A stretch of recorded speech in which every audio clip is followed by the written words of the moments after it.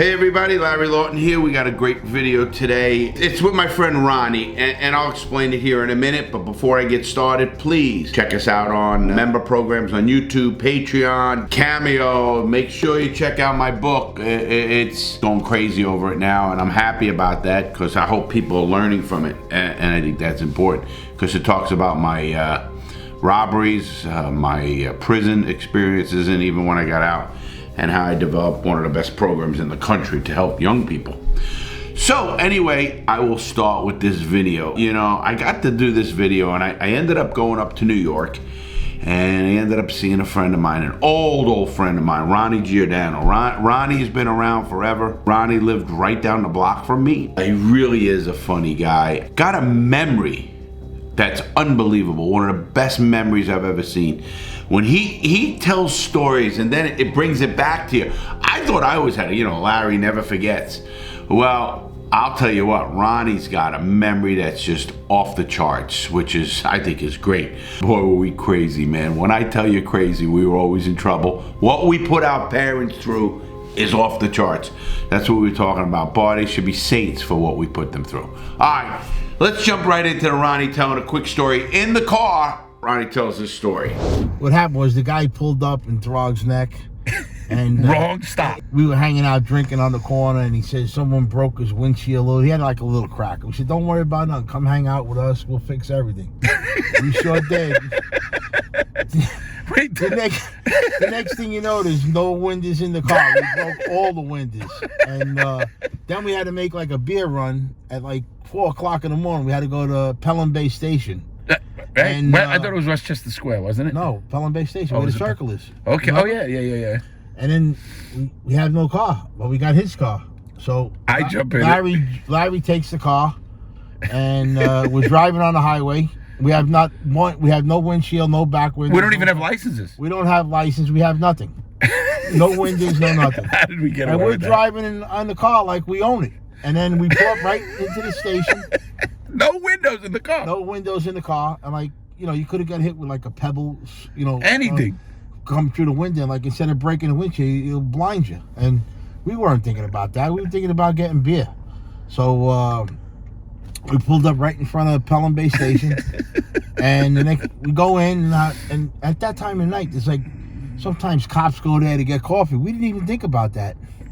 Hey, you're right. We had a license to do whatever the fuck we want. Tell them what we did. First, we wrecked the car. We played Bumper Boo. I kept running into fucking... that was me. Near the boatyard. You were hitting the fucking railings. Fences and the railings. I'm running. We destroyed this guy's car. Did we set it on fire?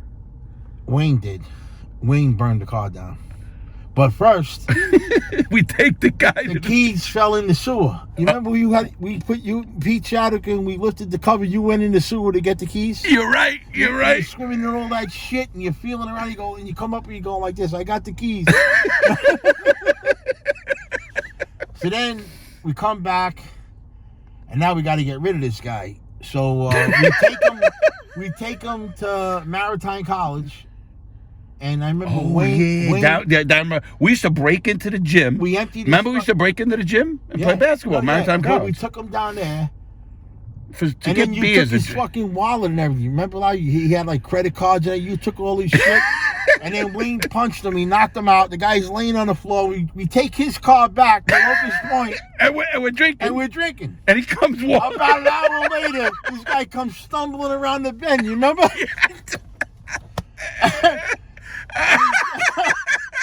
So now, then we say we got to burn his car because we're gonna there's no other thing to do now. Then we burned his car. Then we went down. No, then we took him to no. And left him the bill with no money. First we burned the car near the boatyard where the railing was. Right. Then we went to the end of Locust Point by the yacht club and we watched the fire trucks through that long. Oh yeah, and the Hattie Place. Yeah. So he's still with us, and now we didn't beat him up no more. We felt bad for him. Right? We felt bad for the guy. Now it's like 6, 7 o'clock in the morning. We're all starving. So we get in Pete Chadwick's car. We all go up to Bruckner Diner. Someone else's car, I forget. And then he's with us now. He's with us, yeah. This guy is he ran wrong into the right guy. Ordering fucking hamburgers with fucking French fries and brown gravy, vanilla mold. We don't have a fucking dime. None of us had no money. But we had his money. Yeah, but very little. We didn't have nothing for the bill. So we told him, and we put Jackie Waldron's name. No, it wasn't Jackie. It was Richard Nixon. No, Richard Nixon. Then someone put Jackie Waldron's name in his pocket with Jackie Waldron's phone number. Yeah.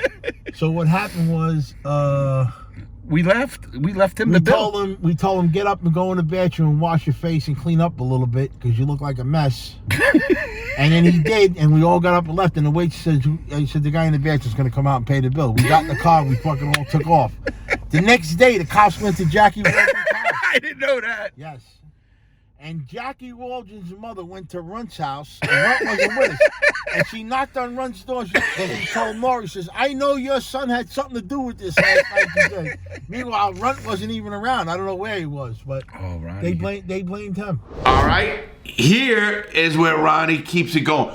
Ronnie's telling a story in the car. You know, Ronnie didn't even want to get out of the car. I don't know if he's lazy or not, but he's not a lazy guy at all. He does his thing. He's been doing his thing like his dad for his whole life. You know, it's crazy. So I love it. All right, here's Ronnie telling a story. One story always cracks me up is the car when we were gambling. And you remember we used to go to the diner first and try to figure out who we're going to bet. Now, we had no money, but we bet big money with these bookies. Vinny and 12, 13 years old. 13 years old. I was betting $500 a game. Not a dime in my pocket. People didn't even bring home $500 a week back then. Oh, no. Like your father. Hard workers, no. Hey, tell them when you won all that money at 16 years old, you bought the Eldorado. Yeah. And then you lost it the next, so we set it up, and you got busted I got busted. Yeah, you got an insurance charge, didn't you? Yeah, Your father beat. Car. I remember your father. They come to the house to arrest me the day my sister was getting married. That's why I had to fucking tell the truth. Otherwise, I would have blew her wedding.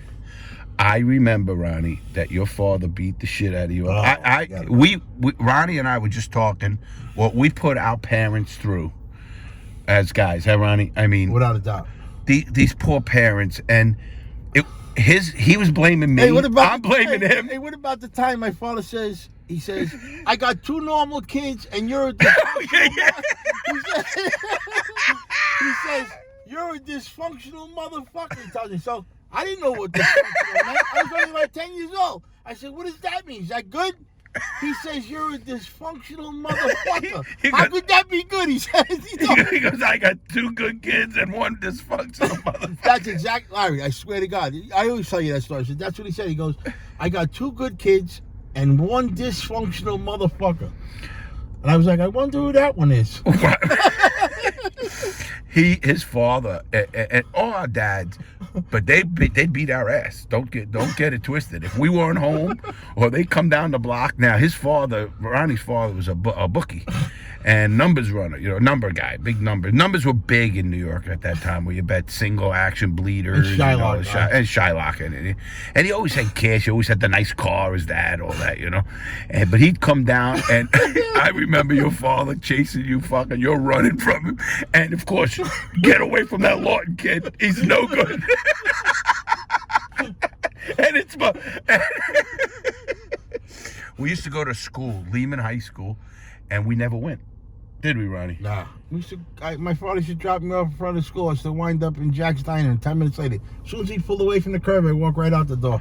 I used to get on the bus and get off at Westchester Square. I didn't even get off at the Tremont thing, and I went right into either the OTB or the head shop. Me and Mel used to go to Jack's Diner every day for breakfast. Well, we used to do it too. You remember when we used to look at the Post and the Daily News when we're circling games and we're thinking, and back then there was no cell phones, computers, so we used to have to get scores 2 ways. Off of a phone, it's called sports phone, and we used to have to beat a kid up for a dime. Remember that? Yeah, remember the light bright? It was only the payphone to do that. The payphone, and Dennis also Jerry Whitey off the wall. He shook him down to get money. Quarters out of his pocket. It was dimes. And not only that, we used to wait in the car in the freezing because every 20 minutes, 22 minutes. Give me 22 minutes. We'll give you the world. Yeah. And I was like, fuck the world. Give me the White Sox score. Yeah, all we gave a shit. It was about scores, and we knew every racket there was. So we're trying to figure out how to get game. Now nobody understands this. There was no cell phones.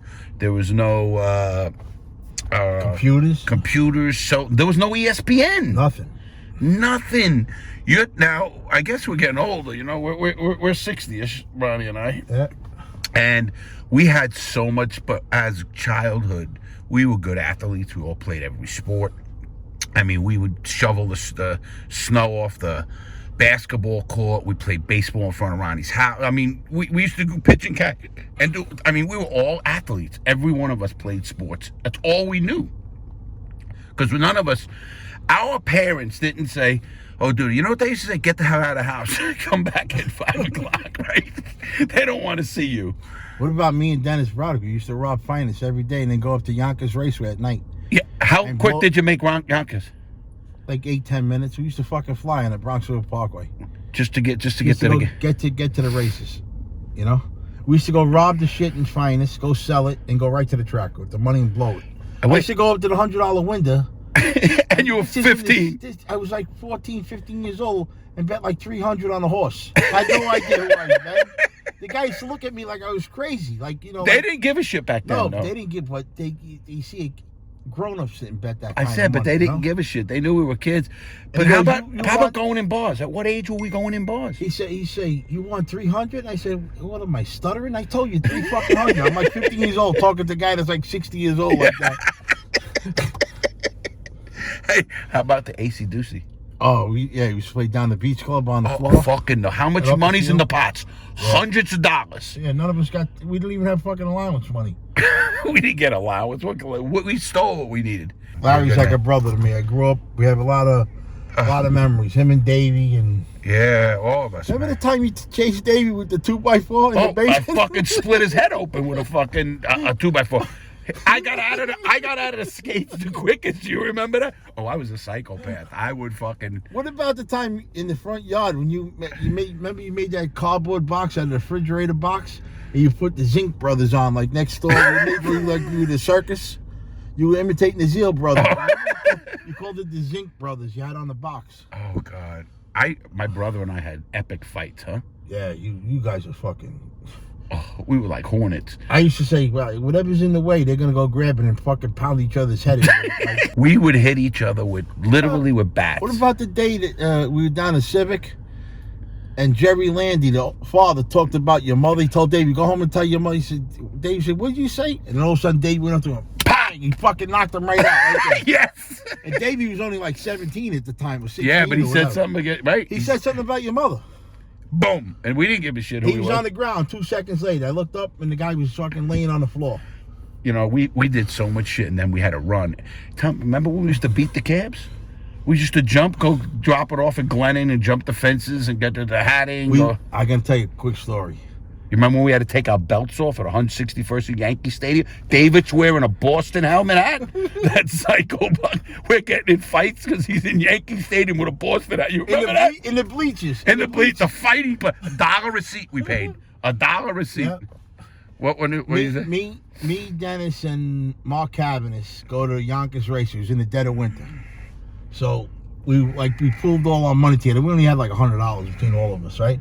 So Dennis had a tip on some horse called like Far Star. I love that. What do we get fucking tips? So Dennis goes and put all the fucking money on the horse.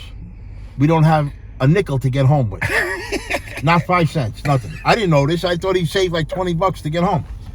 So the horse obviously lost. So now Dennis doesn't say nothing. He's acting cool. He goes to the payphone. He calls Zero's cabs. The cab comes up to Yonkers Racer to get us. He's taking us home. So I'm in the front seat with the driver, and Mel and Dennis are in the back. I swear to God, on my father's grave, Dennis says nothing that he's going to beat the cab. How I realized it was, the guy goes, he gets off Harding Avenue exit. Yeah. He goes, where you guys going? So Dennis said, now Dennis lived on Revere Avenue. So he says, Glennon Place at the end of Glennon. Right, Locust Point. Yeah, Locust Point at the end of Glennon. So I'm saying, well, Mark lives on Gigerich and I live on Hatting, and Dennis is telling this guy to drop us off on Glennon. You know what time it is. I know exactly what's happening. Now, Mel don't know. He don't even realize it. Like, Mel's in the back. Oh, yeah. So, and he was a little bit of a flighty. I love him. The guy comes down past his Runt's house now. He's going down like where the lagoon is, that down there. Yeah. So he pulls up. So Dennis goes, "That's my house over there." He's telling the guy. Meanwhile, the house on the corner, like with the picket fence. Yeah, I remember that. Right? So I'm saying, wow, this guy, I got to run now. That's it. The guy puts the car in park. He didn't even get the car in park yet. I was out the fucking door. Dennis opens the door and starts bolting. I bolt up the dead end. That part. Oh yeah, that way. And Mark starts running. So the guy didn't know which way to go. He went different ways. Oh. But Dennis never said nothing. He just told the guy, "Drop me off." By You knew what time it was. And I knew. I said, "He lives on Revere. Why is he saying that?" You know. Do you remember we had to hijack a cab to get home from Yankee Stadium because we were in the Yeah. we were there during a rain out. It was a doubleheader on a And Friday it was a night. rain, Yeah. and we were in the bleachers. I remember, yeah. Running the. You remember people we were running on? That's the night. I remember sitting next to Davey. We were high up, right? And Runt was there, and the guy had like soda or beer. So Davey's all the way up, and he tells the guy, "Hey, up here!" So the guy carrying all the fucking beer up the stairs, and the guy goes, "How many do you want?" He goes, "No, I just wanted to say hello to you." Hey, when you see Davey, tell him that he'll remember it. Davey was a fucking. Davey used to go sit in the bleachers with a Red Sox helmet on. That's like the worst thing you could fucking do. I tell people that I said you had guys balls. have no clue, and Runt too. Runt too. Runt didn't give a fuck. Runt just says anything. Like he'll say the Yankees suck. He'll just stand up. See, in New York, you were either a Yankee or a Met fan. It wasn't like both. You know, you either loved the Yankees. If you were a Met fan, you hate the Yankees. Right. If you were a Yankee fan, you hated the Mets. Right. The best was when the Yankees had good teams back then. Oh, big The time. Met- the Mets You remember sucked. Billy Martin and Reggie Jackson and But I'm saying the Mets sucked, right? Oh, yeah, And big time. We used to argue with fucking Michael K all the time. We didn't even have an argument. no, 'Cause none. We had no right to say any Met was better than No, any Yankees were the best But friends. me and Runt used to argue with fucking K to get him fucking crazy. You say, well, we had fucking Doug Flynn. He's a Golden Glove second baseman. Meanwhile, the guy hit 220 with no pop, no nothing. They had Willie Randolph. They're saying we got Doug Flynn. Yeah. Right? They had good teams back then. They had Gossage as their closer. The Mets had Skip Lockwood. Are you fucking kidding me? Well, we're talking about the Bronx and Lehman High School. Ronnie and I went to, but we never went. We never went. I graduated. Fucking Runt, I didn't. Runt was on like a 6-year plan. Right? Listen to me. Runt is like 3 years older than me or 4 years older. I graduated before him. Remember how proud his mother was when he graduated, though? You remember that? She threw him like a little party. He was like 25 years old.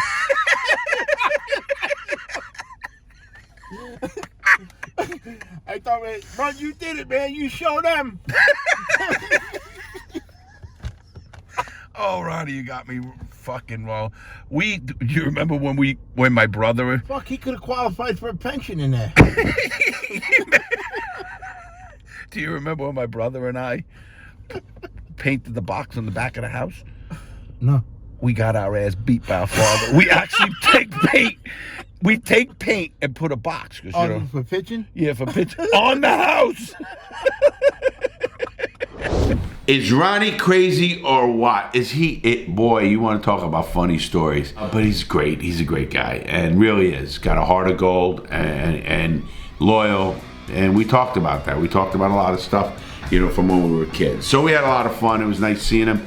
And you guys enjoy that video. I hope you did. Just listen. Make good choices. Don't be a screw up. Don't go to prison like I did.